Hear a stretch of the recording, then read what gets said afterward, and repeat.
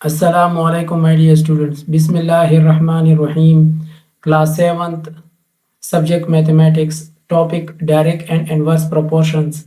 Exercise 2B complete. Exercise 2B, basic level. Question number 1. Which of the following quantities are in inverse proportion? State the assumptions made in each case.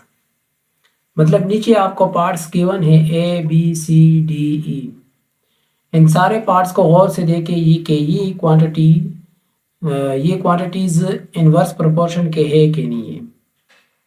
अगर है तो क्यों, मतलब reason भी बताए, ठीक है, अजम्पशन भी बताए, ठीक है। तो आइए हम इसको सॉल्व करते हैं। सबसे पहले पार्ट ए देखिए। पार्ट ए में है कि the number of pencils Farhan buys and the total cost of the pencils, ठीक है। अब ये इनवर्स प्रोपोर्शन नहीं है, क्यों? यहां पर देखिए, the number of pencils Farhan buys and the total cost of the pencils, this is not inverse proportion. क्यों? It's actually a direct proportion. मतलब ये है कि द नंबर ऑफ पेंसिल्स, ठीक है, pencils Farhan buys and the total cost of the pencils, मतलब ये है कि अगर पेंसिल की तादाद ज़्यादा हो रहा हो तो उसका कॉस्ट भी ऑटोमेटिकली बढ़ेगा ना, ठीक है, ज़्यादा होगा। तो इसी वजह से ये डायरेक्ट प्रोपोर्शन है, ठीक है। It's actually a direct proportion because more pencils more cost, मतलब ये कि मोर पेंसिल्स मोर कॉस्ट, ठीक है। Cost increases in the same ratio as the number of pencils. Assumption क्या है? The price per pencil remains constant, ठीक है, दोनों क्या हो जाएगा? कांस्टेंट, ठीक है। तो so this is not inverse proportion, ठीक है। अब बी पार्ट में क्या है? The number of taps filling a tank and the time taken to fill the tank, ठीक है। The number of taps filling a tank, मतलब ये कि एक टैंक है, सही है, उसमें उस टैंक को भरने के लिए, पानी से भरने के लिए, द नंबर ऑफ टैप्स मतलब तो टैप्स की तादाद, and the time taken to fill the tank, मतलब ये कि अगर टैप्स की तादाद ज़्यादा हो तो टाइम कम लेगा। मतलब एक बढ़ रहा है, ठीक है, क्वांटिटी ज़्यादा हो रहा है, तो दूसरा टाइम है ना, टाइम मतलब taps, the number of taps है और दूसरा टाइम है। अगर टैप्स ज़्यादा हो तो टाइम कम होगा, ठीक है। अगर टाइम ज़्यादा ले तो समझ आए कि टैप्स की तादाद कम है।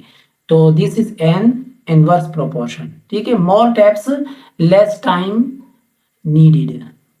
If you double the taps the time halves, समझ आया? Assuming all taps have the same flow rate, okay. assumption क्या है? all taps flow at the same rate and the tank size remains unchanged, ठीक है। अब see, the number of men laying a rod and the time taken to finish laying the rod, ठीक है। मतलब एक road बन रहा है, बस ऐसे समझ लें। तो उसमें मैन की तादाद and the time taken to finish laying the road, ठीक है।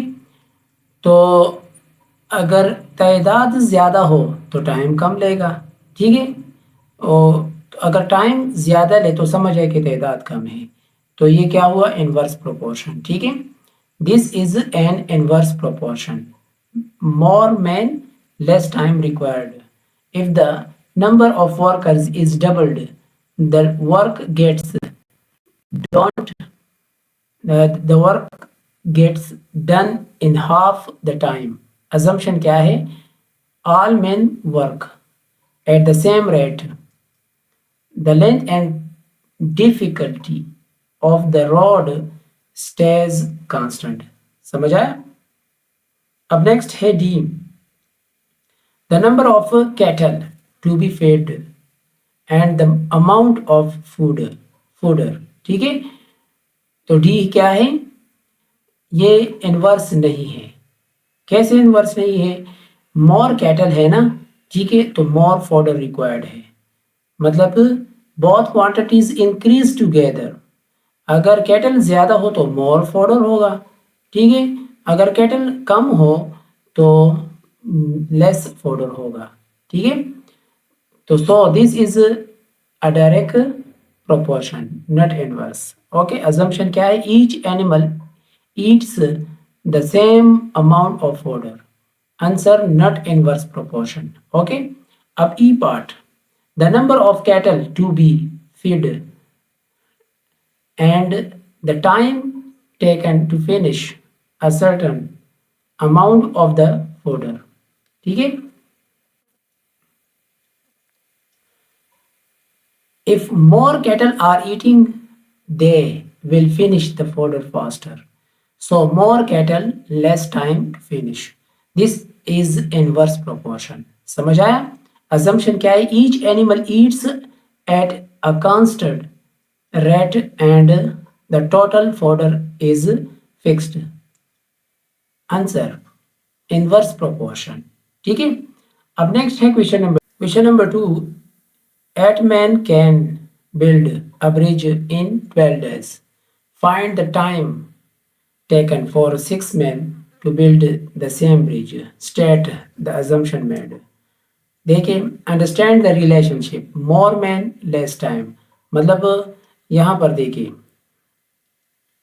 देखिए फाइंड द टाइम टेकन, देखिए 8 मैन है ना, तो 12 days में कंप्लीट करते हैं। अगर मैन 8 की बजाय 6 हो जाए तो मतलब डेज टाइम तो ज़्यादा होगा, अगर मैन ज़्यादा है तो टाइम कम लेगा, मतलब इनवर्स प्रोपोर्शन है। ठीक है, सो this is inverse proportion. Apply the inverse proportion formula, inverse proportion formula हम अप्लाई कर लेते हैं। ठीक है, वो कुछ इस तरह है, मैन 1 डैश 1 मैन 2 डैश 2, ठीक है, कुछ इस तरह है। अब यहाँ पर मालूम क्या करना है, मतलब ये कि पहले चेक करते हैं ना, मैन 1 डैश 1, देखिए मैन 8 है और डैश 12 है, और यहाँ पर मैन 6 है, तो डैश क्या होगा, ठीक है, तो देखिए एक्स हम ले लेते हैं। ठीक है, तो एक्स मालूम करने के लिए तो ये 6 ये उस साइड पर जाएगा ना, तो मतलब 8 मल्टीप्लाई बाई 12 को हम 6 पर डिवाइड कर लेते हैं, तो इससे 16 आता है, अजम्पशन। अब ये देखिए 16 आ रहा है, तो मतलब डेज जब मेन कम हो जाए, यहाँ पर मेन कम हो गए, 6 हो गए 8 की बजाय, तो डेज 12 के बजाय 16 हो जाएंगे। ठीक है, assumption क्या है, all men work at the same rate, the work bridge is same in both cases, answer it will take 16 days for 6 men to build the bridge। okay, intermediate level, question number 3, 35 workers are employed to complete a construction project in 16 days। Before the project starts, the boss of the company is told that he needs to complete the project in 14 days, मतलब 16 days की बजाय 14 days में हमें complete करना है, और workers 35 है। Assuming that all the workers work at the same rate से के हिसाब से अगर वो काम करे, ठीक है, how many more workers does he need to employ in order to complete the project on time. देखिए गिवन क्या है, 35 वर्कर्स है ना, यहाँ पर गिवन है, तो वो 16 डेज में कंप्लीट करता है, can complete a job in 16 days. Okay, we need to complete in 14 days, हमें ज़रूरत है कि ये 14 डेज में कंप्लीट हो जाए ये project. How many more workers are needed, ठीक है, तो use inverse proportion, more workers, ठीक है, implies that fewer days workers multiply by, लेकिन W1 D1 और W2 D2, तो W1 D1 क्या है, 35 16 है, तो रख ले।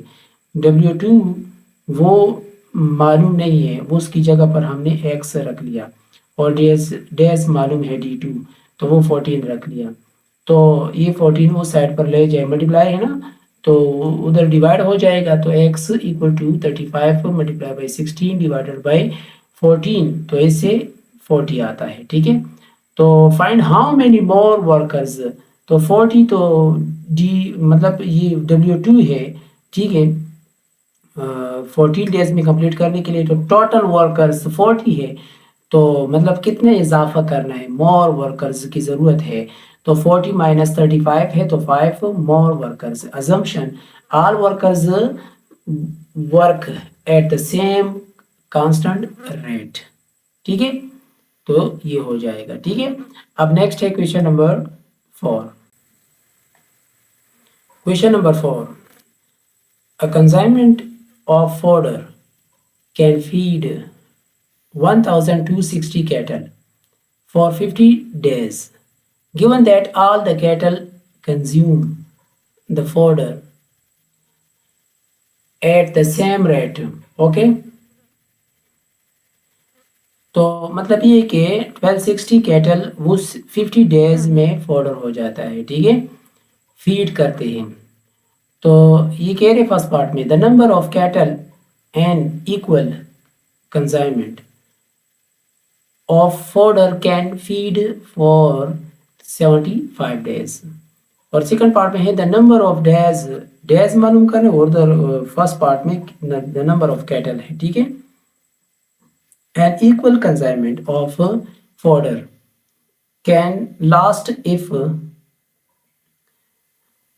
if it is used to feed 1575 cattle. ठीक है, तो गिवन डेटा में क्या है, 1260 कैटल है, फॉर फूड लास्ट्स 50 डेज। समझ आया? तो 1260 50 डेज में। अब ऑल कैटल ईट एट सेम रेट। अब फर्स्ट पार्ट में है कि how many cattle can the food feed for 75 days. 75 days में द नंबर ऑफ कैटल मालूम कर लें। इनवर्स प्रोपोर्शन है, मोर डेज फेवर कैटल। ठीक है, अगर डेज ज़्यादा हो तो कैटल की तादाद कम होगा। ठीक है, तो यहाँ पर देखिए, तो 1260 है, 50 मल्टीप्लाई। अब नेक्स्ट मतलब द नंबर ऑफ कैटल ना मालूम है, तो उसकी जगह पर x और डेज मालूम है 75, तो 75 उस साइड पर ले जाए, इस पर डिवाइड कर ले, तो डिवाइड करने से आपको 840 आ रहा है। ठीक है, तो क्या होगा, द नंबर ऑफ कैटल वो 840 हो। ये द नंबर ऑफ कैटल 840 है। आंसर क्या हो गया, 840, the number of cattle, the number of cattle. ठीक है, अब यहाँ पर ये भी लिखे, सही है। अब सेकंड पार्ट में है the number of days, the number of days मालूम करिए, how many days can food last for 1575 cattle. यहाँ पर गिवन है। ठीक है, तो 1260 मल्टीप्लाई बाई 50 है, तो 1575 मल्टीप्लाई बाई एक्स हो जाएगा। ठीक है, तो ये उस साइड पर ले जाए, एक्स की वैल्यू मालूम हो जाएगा, 40 आता है, तो आंसर 40 डेज है। ठीक है, assumption all cattle eat equally and food quality does not change। ठीक है, अब नेक्स्ट है question number 5। Question number 5, at a sports camp there is sufficient food for 75 athletes to last 6 days if 18 athletes are absent from the camp. How many more days can the food last for the other athletes? State the assumption made। अब देखिए 72 में 6 days है ना। ठीक है, तो ये given है ना। अब नेक्स्ट कह रहे हैं कि 18 का कितने, हाउ मेनी मोर डेज हो जाएगा। ठीक है, तो मतलब ये है कि 18 एथलेटिक्स हो जाए, तो फिर उस का कितना, ये नहीं, एक minute, if 18 athletics are absent, अगर ये एब्सेंट हो, 72 में ये एब्सेंट हो जाए, देखिए एब्सेंट हो जाए तो 54 आता है ना।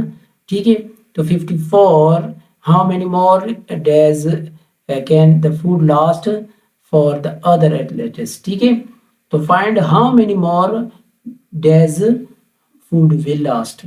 ठीक है, use in inverse proportion, favour athletics more days. अब ये देखें 72 है ना, तो 6 डेज है। ठीक है, 54 का क्या होगा नहीं मालूम नहीं है, वो मालूम करना है। समझ आया? तो ये 54 उस साइड पर जाए तो डिवाइड हो जाएगा, तो मतलब x की वैल्यू 8 आ रहा है। ठीक है, तो आंसर फूड क्या हो जाएगा, food will now last 8 days.